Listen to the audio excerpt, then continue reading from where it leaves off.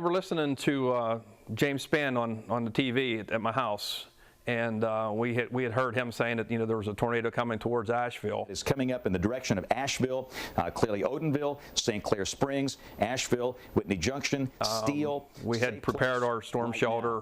We had notified people close by us that we knew were home, that there was a severe storm coming. Some of that was through phone calls, some of it was through text messages, and we heard the sirens go off, and probably 5 minutes after the sirens went off, the tornado was on top of us. We heard the hail coming, we saw it, and then shortly, probably within 30 seconds after that, we saw the edge of the tornado popping up over the top of the trees, and we ran for cover. We got in the storm shelter, and it was on top of us within a matter of seconds from the time I closed that door. We came out of the house, came out of the closet into the living room area, and everything that was in the back of the house was piled against the front wall of the house, and the front wall of the house was gone, so had to do a little bit of digging to get out of the house. And I got out of the house and onto the front porch, and I looked down the road, and houses that I've never been able to see from my house, I could see were collapsed. The fire truck that we had at the house was buried in trees. My personal pickup truck, I was able to get out quicker than the fire truck, so I got out my truck, left Mike Blanton, one of our firefighters, there to start cutting the fire truck out, and I went down the road, started looking for survivors. I got as far as I could go in the truck, and the road was blocked with trees, and we started to try to climb over the trees. And I found one of my neighbors coming down his driveway, and I went over to assist him, and he told me that his kids were in his backyard and they were hurt really bad. So we went back through and dug through them and found those, and then did what I could with them with what little equipment we had. And that's very difficult. It's very, very challenging. We couldn't get firefighters to help each other because we were all stranded in our own little areas. The roads were just totally blocked.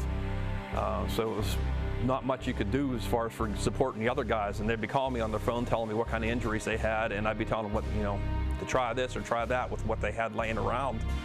We had some entrapments that we ended up, one of the guys was able to find a jack in a truck and use a jack out of a pickup truck to lift up a piece of a house to get a young child out. The Lee family lost everything that they own. In fact, right now I'm standing in what used to be the family kitchen. But more importantly, they also lost Tom Lee, a husband and father of 13 children. Today I talked with his oldest son, Jordan, about his dad's bravery just moments before he died. It got louder and louder, and then it just hit, and everything went dark, and everybody was yelling. For Jordan Lee, a tornado does not sound like a train or a bomb going off. It sounds like panic, confusion, and heartbreak. The second floor came down, and some of these walls came in on us. Lee was with his 12 brothers and sisters, his mother Sherry and his father Tom. So we were all in this room, and he was praying, and the wall hit him first, and he kind of threw me down, and he ended up on top of me there. He says the first thing he thought, make sure everyone was okay.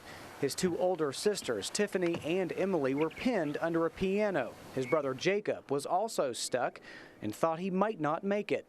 He had one arm hanging out, and if he could find our hand, he would grab it and tell us he loved us. And his head was on the piano, and part of the second floor was on the other side, and he was that way for at least 3 hours. Injured but still alive, hurt but hopeful. Then Lee says he turned his attention to his father, who was on top of him. He was trying to pray for us.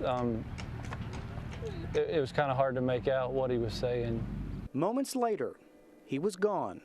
And once I realized everyone else was okay, and I looked back at him and realized that was it, I can't really describe what I felt. The Lees would stay buried under rubble for nearly 3 hours before being rescued, passing the time by singing Amazing Grace. Lee remembers his father as a man who lived for the Lord and died protecting what he loved most, his family. I got to a point where the people I was working with, I did everything I could for them, and I left them in the hands of the gentleman there. And I said, the only thing I can do right now to help us and get help in here quicker is to pick up my saws and start going that way. I know there's a man out there trying to get into us. I'm going to try to meet him. If you have somebody with a broken limb, you're finding a piece of wood or something like that and some rags to try to splint it together, or rags to try to put on if somebody's bleeding, stuff like that. It was very primitive because we didn't have anything to work with. The storm hit a little after 6, around 20 after 6, I believe, and the last injury I know that we got out was in a helicopter about 5:30, 5:45 in the morning. We sent 67 people to the hospital that we knew of, and we had 11 pass that night, and we lost 2 more in the following days, and then 2 more a couple of days after that. I don't think I slept the first 72 hours after the call. After the tornado, I was mainly focused about the people in the valley, and she kept saying, we're involved in this too. I said, I know, but I know I'll be okay at some point.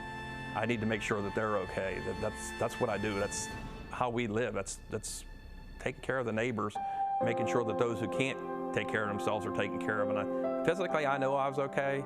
Yeah, my house was destroyed now. That can all be replaced. It's the people that we lost that can't be replaced.